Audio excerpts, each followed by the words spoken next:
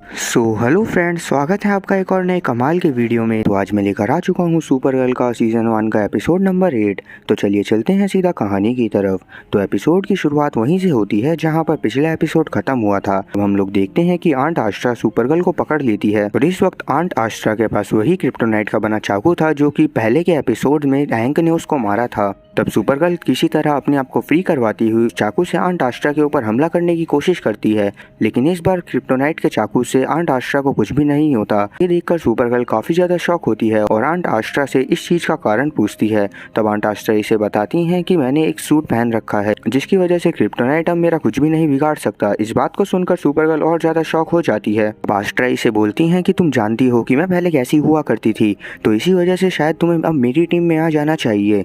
तब सुपरगर्ल इसे बोलती है कि नहीं, मैं तुम्हारी टीम में कभी भी नहीं आऊंगी। इतना बोलकर ये यहाँ से भाग जाती है और अब कारा सीधा वहाँ पर पहुँचती है जहाँ पर डीईओ का मेन बेस था। वहाँ पहुंचकर कारा देखती है कि एलेक्स और हैंगशो साथ में आ गए हैं। ये सब देखकर कारा के तो कुछ समझ में नहीं आता, पर हम तो जानते ही हैं कि एलेक्स उसके साथ इसलिए आ गई थी क्योंकि अब वो जान गई थी कि दरअसल हैंगशो कौन है। कारा एलेक्स से पूछती है कि तुम उसके साथ कैसे हो सकती हो जिसने शायद तुम्हारे पिता को मारा हो। इस पर एलेक्स इसे बताती है कि अब मैं हैंगशो के बारे में सब जान गई हूँ, तो हमें उससे डरने की कोई भी जरूरत नहीं है। अभी यहाँ पर हैंगशो कारा को बोलता है कि तुम्हें शायद थोड़ा आराम कर लेना चाहिए क्योंकि अभी अभी तुम क्रिप्टोनाइट के पास से आई हो, जिस वजह से तुम्हारी पावर भी कमजोर हो गई होंगी। वहीं दूसरी तरफ हम लोग देखते हैं कि कैट के एक प्राइवेट कंप्यूटर को हैक कर लिया जाता है जिसकी एक क्लिप वायरल कर दी जाती है जिसमें कैट ने एक एड्रेस एल्बा नाम के व्यक्ति से डेट पर चढ़ने के लिए पूछा था, लेकिन एड्रेस एल्बा ने उसकी बेइज्जती करते हुए मना कर दिया था। इसीलिए कैट तुरंत कारा को अपने पास बुलाती है और विन की मदद लेते हुए इससे बोलती है कि तुम्हें उस हैकर के बारे में पता करना होगा जिसने ये सारी चीजें वायरल करी हैं। पहले के एपिसोड में हमने देखा था कि जब जेम्स ने कारा को गले लगाया था तब विन ने उन्हें देख लिया था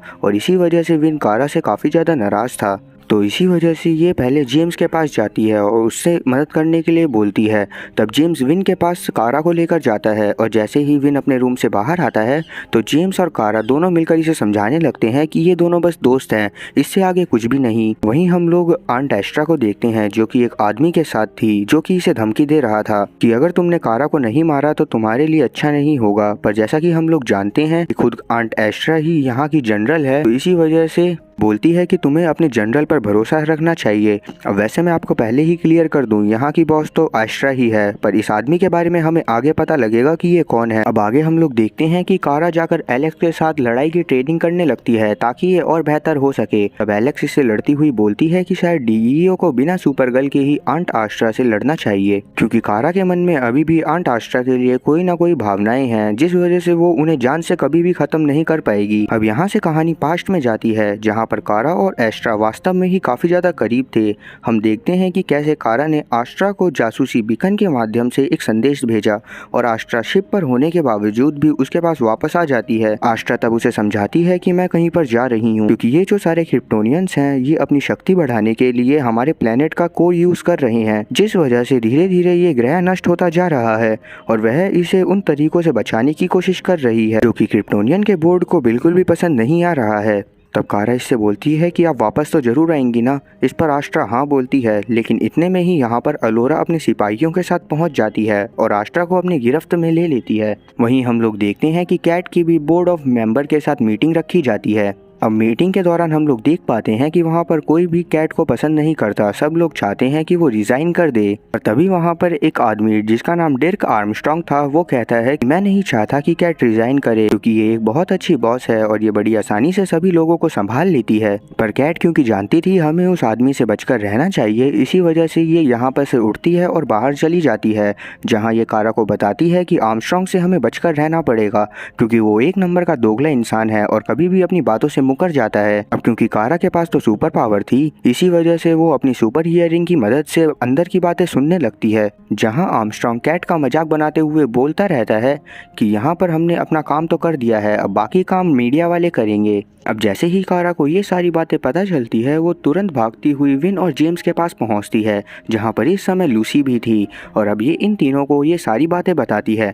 तब लूसी से बोलती है कि शायद तुम्हें इस काम के लिए पुलिस वालों की मदद लेनी चाहिए। विन सबकी बात बातें चल ही रही होती हैं कि तभी हम लोग देखते हैं कि इनकी बिल्डिंग के ऊपर ही आश्रा उड़ रही है और सुपरगर्ल को चुनौती देती हुई अपने पास बुला रही है। अब जैसे ही ये खबर कारा तक पहुंचती है तो वो तुरंत ही सुपरगर्ल बनकर आश्रा के पास पहुंच जाती है और इन दोनों में ही आपस में लड़ाई होने लगती है। लड़ाई के दौरान ये एक दूसरे को इधर से उधर फेंक फेंक के मारने लगती हैं कि आखिरकार कारा एस्ट्रा को मारती हुई बहुत ज्यादा ही कमजोर कर देती है और उसे घसीटती हुई डीईओ के पास उठाकर ले जाती है। अब डीईओ के लोग भी आश्रा के हाथ में क्रिप्टोनाइट से बने हथकड़ियों को लगा देते हैं जिस वजह से उसकी पावर वीक होने लगती है। आगे हम लोग देखते हैं कि विन एक वायरस तैयार करता है जिसकी मदद से वो आर्मस्ट्रांग का पूरा डेटा हैक कर सकता था, क्योंकि अब इन लोगों को आर्मस्ट्रांग के ऊपर शक हो गया था कि शायद उसने ही कैट की वीडियो को वायरल करा है। लेकिन उसे उस पेन ड्राइव को इंसर्ट करने के लिए आर्मस्ट्रांग के रूम में जाना पड़ता, जिस बात से वो काफी ज्यादा डर रहा होता है। लेकिन कारा किसी तरह उसे मना लेती है और विन उसके रूम में चला जाता है। तब हम लोग देखते हैं कि कारा भी उसके ऊपर नजर रखे हुए है। विन भी अंदर जाकर वो पेन ड्राइव इंसर्ट कर देता है, लेकिन जब वो वापस आ रहा होता है तभी उसे आर्मस्ट्रांग पकड़ लेता है। लेकिन विन यहाँ किसी न किसी तरह अपने दिमाग का उपयोग करके निकल जाता है और आर्मस्ट्रांग को बुद्धू बना देता है।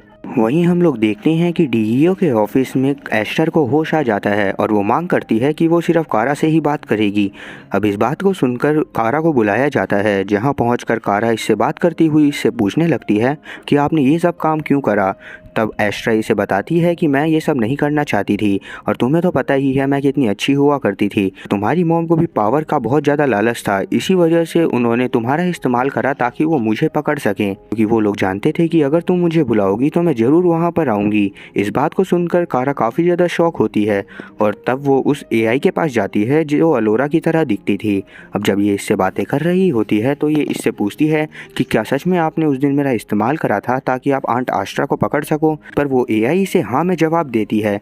तब कारा इससे पूछती है कि आपने ऐसा क्यों करा, क्या आंट आश्रा सही थी, पर वो एआई इसे कोई भी जवाब नहीं देती। इस बात को सुनकर कारा काफी ज्यादा गुस्सा होती है। अब जब ये अपनी कंपनी में वापस पहुंचती है तो यहाँ पर ये देखती है कि जेम्स के हाथ एक और फाइल लगी है जिसमें इसे पता चलता है कि कैट के अकाउंट से काफी सारे पैसे एक आदमी को ट्रांसफर करे जाते हैं जिसका नाम एडम फ्रॉस्टर है। इस बात को सुनकर कारा काफी ज्यादा शॉक होती है और सीधा कैट के पास इस बारे में बात करने के लिए पहुंच जाती है। कैट इसे बोलती है कि दरअसल वो मेरा बेटा है जिसके पास मैं ज्यादा नहीं जा पाती, और अगर अब वो लोग चाह रहे हैं कि वो मेरे बेटे को बीच में लाएं तो मैं इस कंपनी से रिजाइन देने के लिए तैयार हूँ, क्योंकि मैं नहीं चाहती कि मेरी वजह से मेरे बेटे को कोई भी तकलीफ हो। अब ये दोनों इस बारे में बातें कर ही रहे थे कि तभी यहाँ पर जेम्स और विन पहुंच जाते हैं, जो कि इन्हें बताते हैं कि हमें सुराग मिल गया है कि आर्मस्ट्रांग ने ही वो वीडियोस वायरल करी हैं।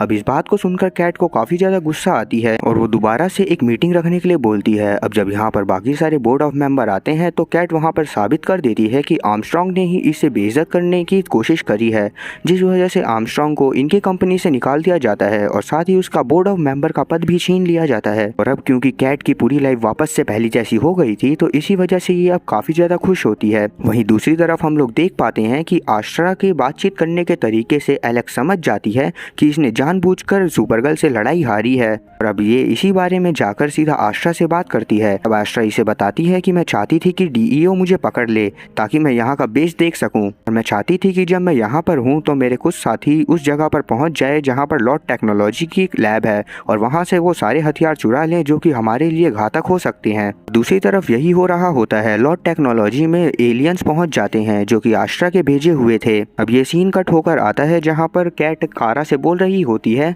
कि मुझे पता है कि शायद तुम ही सुपरगर्ल हो, तो इसी वजह से एक बार अपना चश्मा उतारो। इस बात को सुनकर कारा इसकी बात का विरोध करती है। कैट बोलती है कि जब भी मेरे ऊपर कोई ना कोई मुसीबत आती थी तो तुम तुरंत यहाँ से गायब हो जाती थी और उसके तुरंत बाद ही वहाँ पर सुपरगर्ल पहुँच जाती थी, इस वजह से मुझे लगता है कि शायद तुम ही सुपरगर्ल हो। अब ये दोनों इस बारे में बातें कर ही रहे थे कि तभी एलेक्स का कॉल आता है जो कि कारा को सब बताती है। अब ये सब जानने के बाद कारा तुरंत उधर के लिए निकलती है, पर ये इस बार भी कैट से बहाना बनाती है कि मुझे कुछ जरूरी काम है, और सच बताऊं तो मैं सुपरगर्ल नहीं हूँ। जब ये वहाँ पर पहुँचती है तो हम लोग देख पाते हैं कि कैट उस आदमी को देखकर काफी ज्यादा शॉक होती है जिसको हमने शुरुआत में देखा था, जो कि एस्ट्रा को धमका रहा था। अब इन दोनों की बातों से हम लोग जान पाते हैं कि दरअसल ये एस्ट्रा का पति है, और इसी के साथ ये एपिसोड यहीं पर खत्म होता है। अब अगर आपको इसके आगे के एपिसोड देखने हैं तो कमेंट में नेक्स्ट जरूर टाइप कर दीजिएगा ताकि मैं जान सकूं कि कितने लोग हैं जो इसके आगे के एपिसोडों को देखना चाहते हैं। उम्मीद है कि एक्सप्लेनेशन अच्छी लगी होगी। अगर एक्सप्लेनेशन अच्छी लगी हो तो चैनल को सब्सक्राइब करना और बेल नोटिफिकेशन को ऑल पर सेलेक्ट करना और वीडियो को भी लाइक करना। मैं ऐसी ही और मज़ेदार एक्सप्लेनेशन वीडियोस लाता रहूँगा। तब तक के लिए टाटा और गुड बाय।